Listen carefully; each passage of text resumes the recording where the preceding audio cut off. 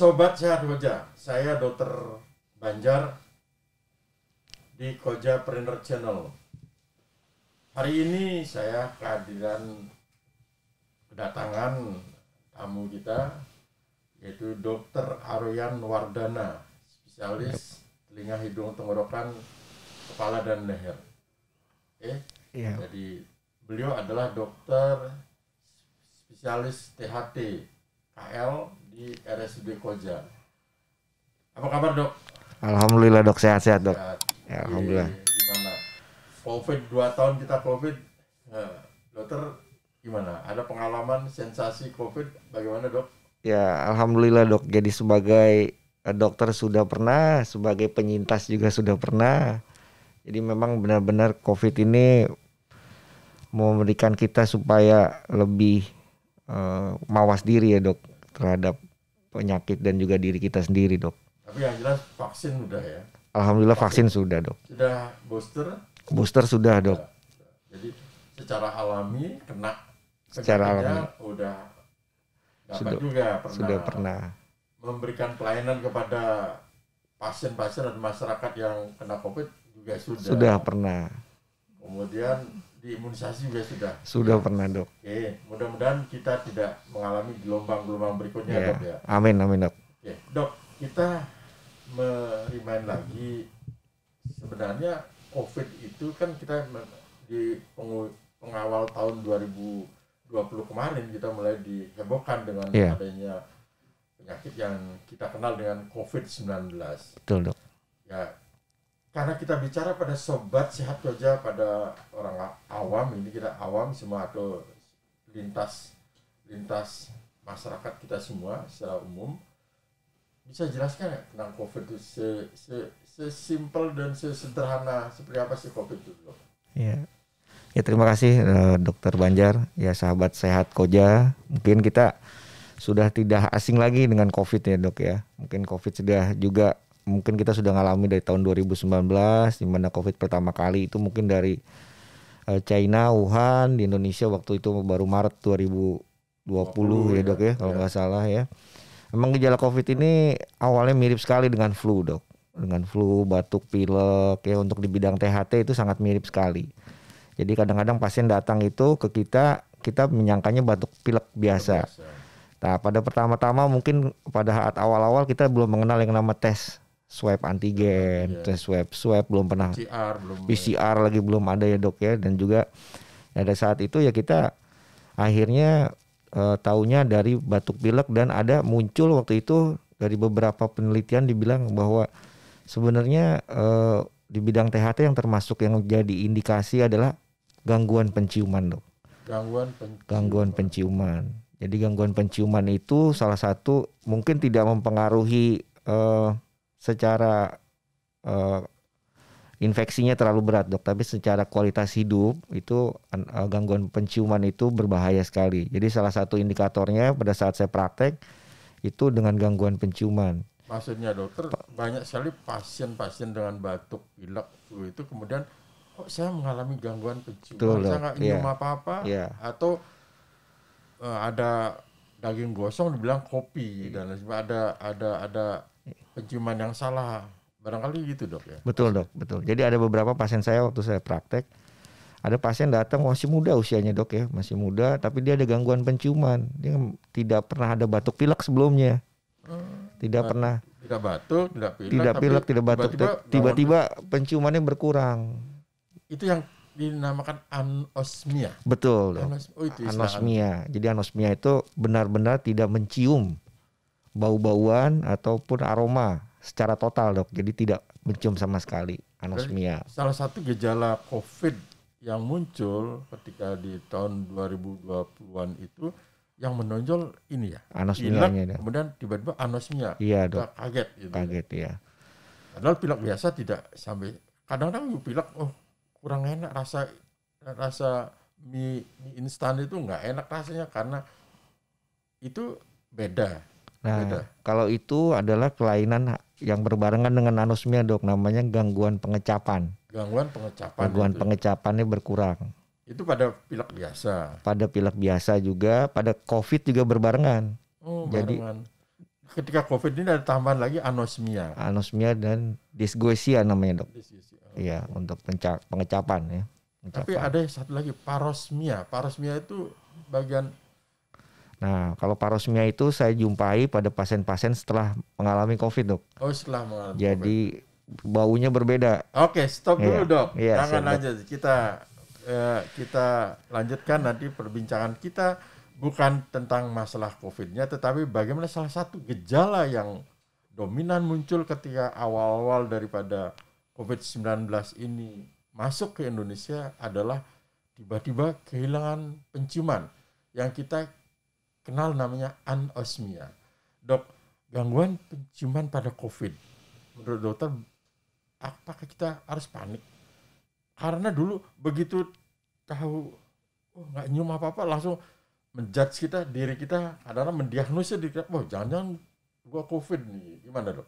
Iya, terima kasih dok. Jadi gangguan penciuman itu bermacam-macam sebenarnya dok. Jadi gangguan penciuman kalau bukan karena COVID, misalnya dia sinusitis dok, misalnya ada polip, ya itu sudah menahun. Nah itu gangguan penciuman. Jadi kita nggak perlu panik bahwa semuanya itu adalah juga gangguan penciuman. Cuman yang perlu diwaspadai karena gangguan penciuman pada tiba-tiba tidak bisa mencium sama sekali. Jadi itu yang kita harus waspada. Kenapa? Karena dari beberapa penelitian yang menonjol memang di bidang THT adalah salah satunya anosmia tadi. Itu sudah hampir 80-70% udah pasti mengidap COVID-19 gitu. Oke.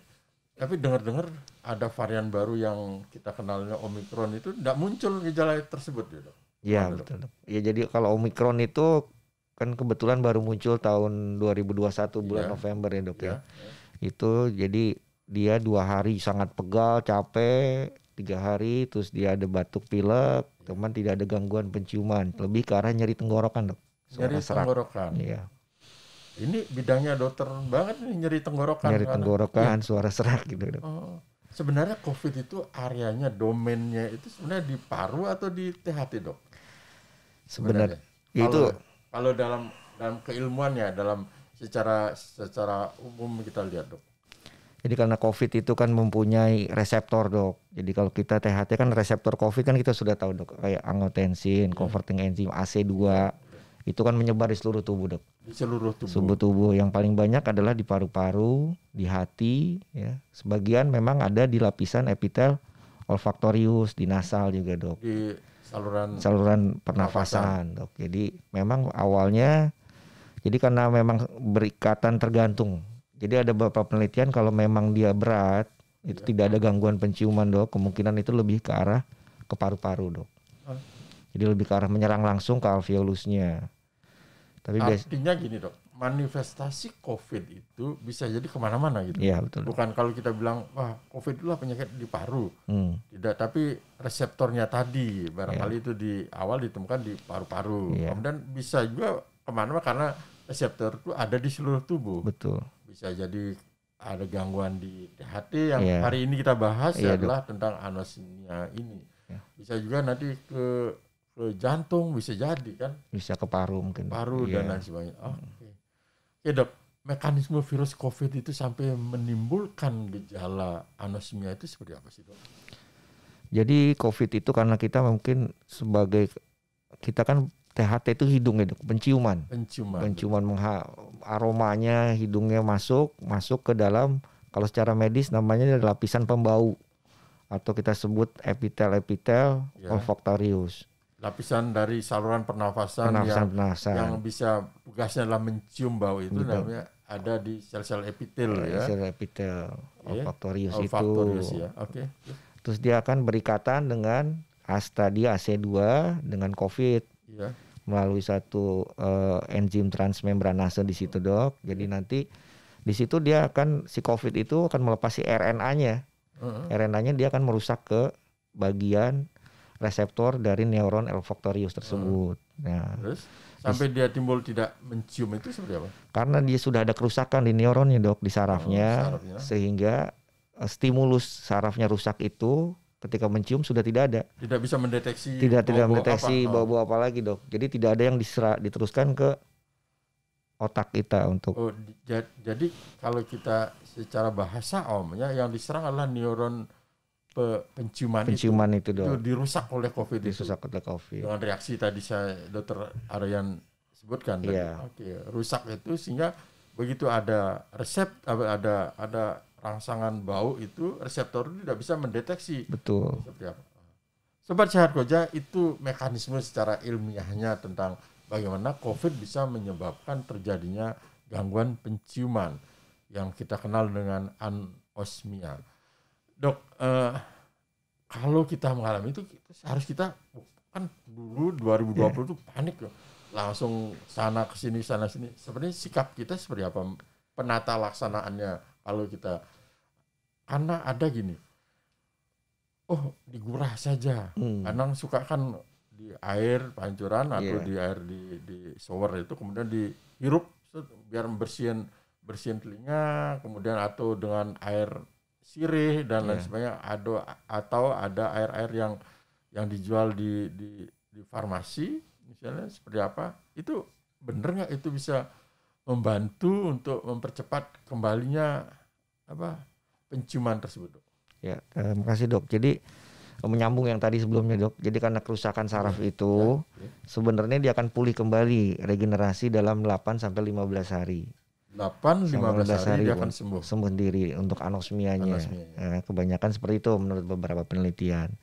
Cuman kalau untuk memperbaiki trainingnya, karena kita anosmia kan takutnya nggak cium ya, Dok, ya. Salah satunya dari pengurus Perhati THT juga menganjurkan, walaupun ini perlu penelitian, Dok, sebenarnya penelitian berlanjut, itu kita cuci hidung, Dok. Cuci hidung dengan larutan NaCl 0,9%, Dok. NaCl 0,9%. Yang cairan infus itu ya? Yang cairan infus 500 cc, kita ambil 10 cc, terus kita semprotkan ke dalam hidung 2 kali ya, semprot ke hidung kanan, keluar hidung kiri, Dok. Itu nanti 2 kali sehari dalam kemungkinan 1 bulan 2 bulan ini, Dok. Itu adalah membantu percepatan pemulihan. Bukan obat-obat, bukan. Tapi bagaimana pemulihan. Mekanisme seperti apa? Atau membersihkan sel-sel yang rusak itu barangkali ya, Dok. Karena dia epitel yang rusak tadi kemudian dilakukan pembersihan melalui NaCl 0,9% itu akan keluar atau barangkali gitu, Dok. Betul, Dok. Oke. Kira-kira tadi kalau kita bicara prognosisnya berarti nggak usah panik, Sobat Sehat Koja. Harus waspada tetap ya, tapi jangan panik. Lakukan itu tadi yang disarankan oleh Dr. Aryan, bahwa lakukan pembersihan saluran pernafasan khususnya di hidung dengan cairannya hanya NaCl, atau boleh nggak dengan antiseptik lain.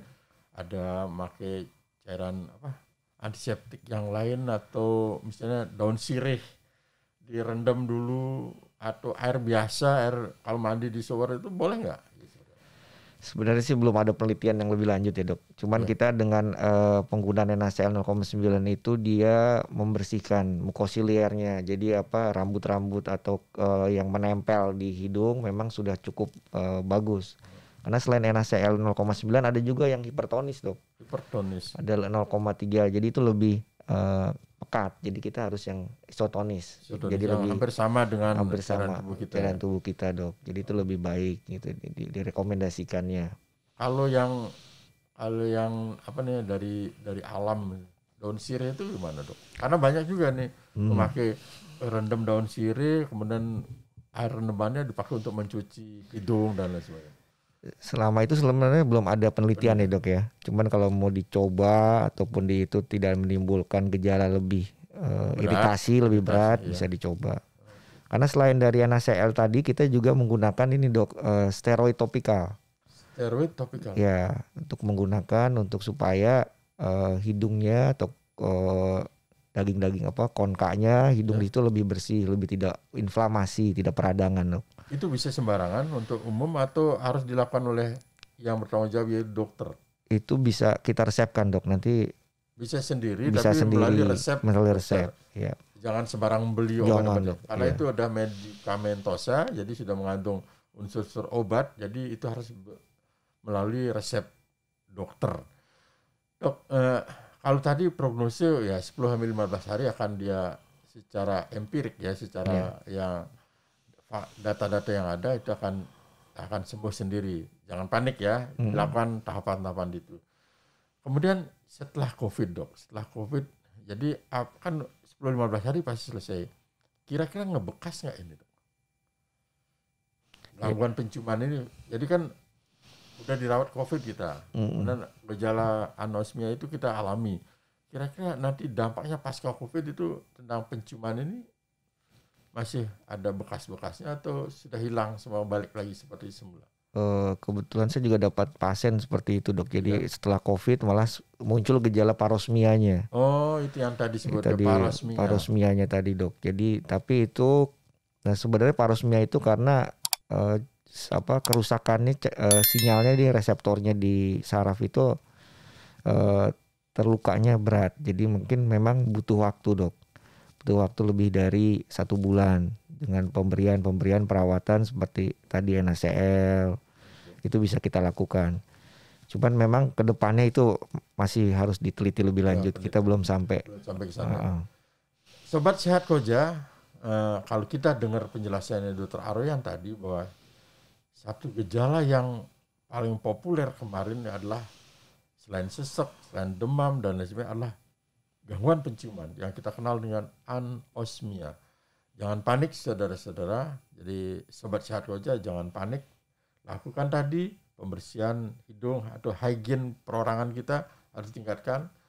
Tangan dicuci, kemudian lakukan bilas hidung dengan cairan yang NaCl 0,9%. Kemudian kiri kanan dilakukan hampir ya selama gejala itu muncul, lakukan itu. Karena ini akan membantu membersihkan sel-sel yang rusak. Betul dok. Nah kalau berat itu yang akan dampaknya masih sampai kepada pasca COVID yang kita kenal namanya parosmia. Parosmia itu adalah kan penciuman apa, dicium apa gitu. Iya, baunya ya, apa? Baunya apa? Berbeda ya. Persepsinya dok. Oke dok, kita sudah masuk ke dalam bagaimana merasakan pasca dan pre-COVID itu, pas saat COVID tersebut. Kira-kira untuk pencegahan, apakah semua orang COVID mengalami ini atau kita bisa cegah? Jadi kita di awal, jadi karena kita bicara dengan masyarakat, Sobat Sehat Koja secara umum, di mana letak preventifnya, mencegah agar tidak mengalami hal tersebut? Bisa nggak? Ya sebenarnya kalau mencegah sih bisa ada beberapa tahap ya dok. Jadi artinya kalau di tahap keluarga memang harus saling memperhatikan satu sama lain kalau memang terjadi gangguan penciuman tadi dok. Terus juga mungkin di pihak rumah sakit kami dari pengurus juga dari Perhati waktu itu menganjurkan bahwa dimasukkan suatu screening. Jadi anosmia dimasukkan ke dalam screening salah satu indikator. Jadi kenapa? Karena anosmia ini salah satu patokannya kita untuk mendeteksi COVID tadi dok. Jadi kalau misalnya taruhlah di UGD rumah sakit, ternyata sudah ada anosmia, screeningnya, formulirnya, nanti kita bisa lanjut ke pemeriksaan berikutnya. Jadi selama ini karena screening tersebut anosmia belum dimasukkan, salah dok. Kemarin belum dimasukkan. Oke, Sobat Sehat Koja dengerin tadi bahwa salah satu indikator mengarah ke COVID waktu kemarin 2020 terjadi lonjakan kasus itu adalah gejala anosmia. Sehingga kalau kita tiba-tiba kemudian batuk, pilek, flu biasa, tiba-tiba kemudian tidak mencium apa-apa, itu namanya anosmia. Salah satu indikator kemungkinan terjadi COVID. Tapi tidak bisa juga menjudge diri kita, ini pasti COVID. Atau kita ngeledekin teman, lu COVID kali lu. Nah, ya, nggak boleh gitu dok ya. Jadi harus datang ke pusat kesehatan yang terdekat atau datang ke Rumah Sakit Umum Daerah Koja, ketemu dokter-dokter yang kompeten dalam hal ini sehingga kita dapat penjelasan yang baik tentang hal ini.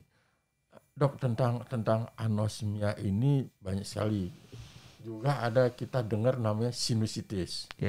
Sinusitis kan karena bengkak di kiri kanan ini terasa, kemudian pilek nggak sembuh-sembuh. Ini juga bisa menimbulkan itu kan dok, anosmia tersebut. Betul. Jadi gangguannya tadi dok, kalau Ya. sinusitis itu kan karena ada sekret atau lendir Lendir. menutupi, Oke. ditutupi si lapisan reseptor pembau tadi dok. Oke. Jadi menutupi sehingga terjadilah gangguan penciuman. Cuma namanya bukan anosmia itu dok, Bukan. itu hiposmia dok. Hiposmia. Jadi berkurang. Berkurang aja. Iya, Oke. berkurang saja. Kalau COVID itu total ya. Jadi karena Total. kerusakan itu total ya. Total dok, tidak mencium sama sekali. Oke, dok. Iya. Oke, dok. Berikutnya gini, dok. Kita kedepannya dengan Omicron ini sekarang kan masuk ke 2022. Varian baru sudah masuk ke Indonesia, yaitu di awal tahun ini kita artinya varian baru Omicron sudah masuk ini. Salah satu gejalanya juga adalah jadi pilek dan lain sebagainya yang lebih mengarah pada sakit pada tenggorokan. Gejala anosmia ini tidak ditemukan. tidak muncul. Tidak muncul. Iya. Barangkali, tetapi jangan lengah juga. Iya. Itulah karena dari kolegiumnya Dr. Aroyan udah menyampaikan bahwa salah satu indikator adalah anosmia. Iya. Tapi jangan kesampingkan juga kalau ada gejala-gejala tersebut. Sobat Sehat Koja harus waspada terhadap itu. Nah, kemudian membedakan berarti varian ini tidak menyerang epitel itu atau gimana, dok? Kebetulan kalau untuk Omicron ini memang kita baru ya dok ya, baru November ini kita belum ada penelitian lebih lanjut menyerang epitel ataupun yang jelas dia berarti berbeda tujuannya dok, berarti reseptornya yang dicari berbeda gitu. Jadi lebih ke arah ke daerah tenggorok tadi, laring ya, serak atau serak berarti ya, serak dok, perubahan suara. Pileknya mungkin ya memang pasti ada pileknya, cuman tidak ada gangguan penciuman dok. Pileknya banyak memang. Katanya gejalanya beringan, bener dok? Lebih ringan. Jadi jatuhnya lebih ringan dibandingkan itu. Jadi tidak ada kerusakan yang permanen dari saluran pernapasan maupun dari saluran pernapasan yang lainnya.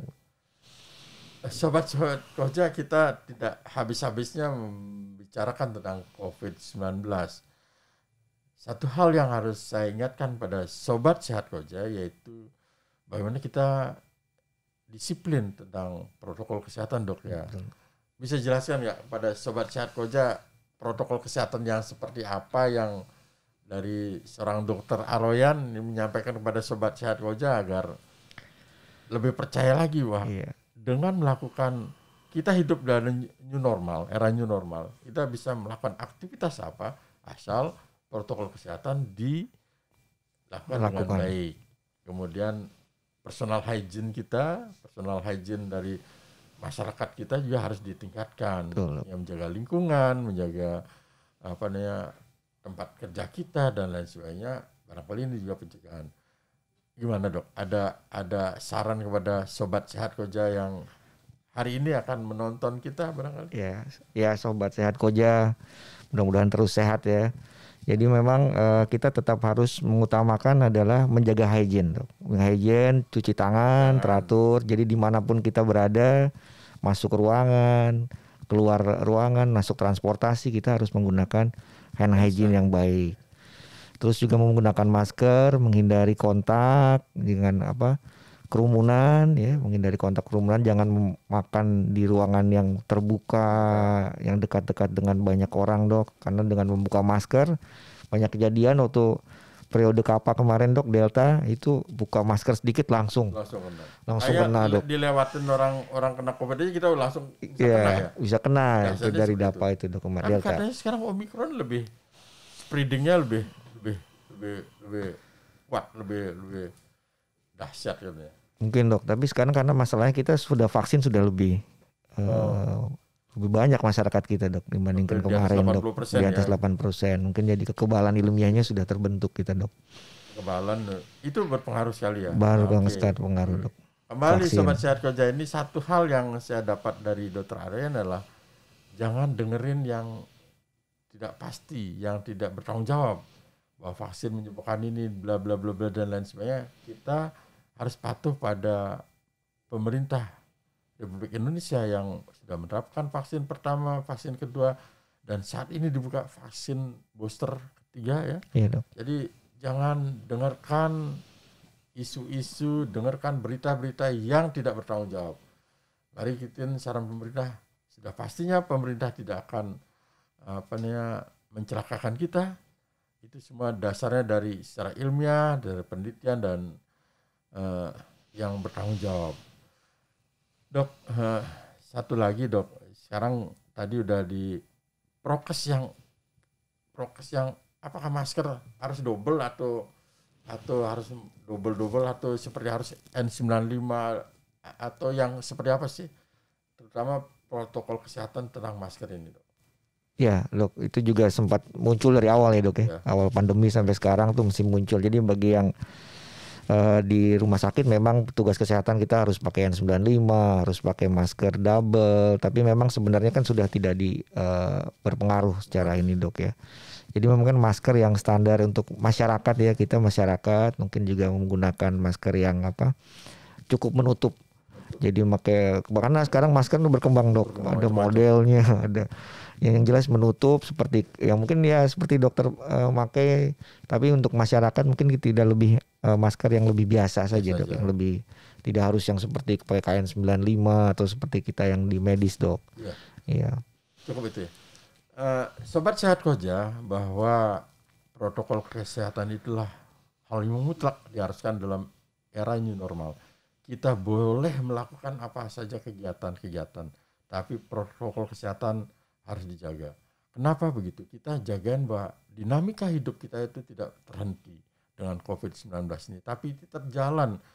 Ketika kita melakukan protokol kesehatan, hand sanitizer, kemudian pemakai masker, kemudian jaga jarak dan tidak berkerumun, kalau boleh tidak bepergian kalau tidak ada yang penting-penting. Iya, betul. Barangkali ini akan menjadi sebuah new normal kita. Jadi biasanya kita ketemu harus salaman, berpelukan, cipika-cipiki, barangkali itu sudah menjadi bukan normal lagi, akan menjadi new normalnya adalah cukup dengan mencakupkan tangan, namaste, kemudian bila perlu saja kita berkunjung ke sahabat, ke orang tua, atau bisa kita melalui Zoom atau melalui WA atau melalui komunikasi yang lain sehingga mengurangi potensi terjadi penyebaran ini. Sobat Sehat Koja, kita tetap sehat. Saya Dr. Banjar di Koja New Trainer Channel. Semoga kita senantiasa dilindungi oleh Tuhan Yang Maha Esa. Terima kasih. Terima kasih dok.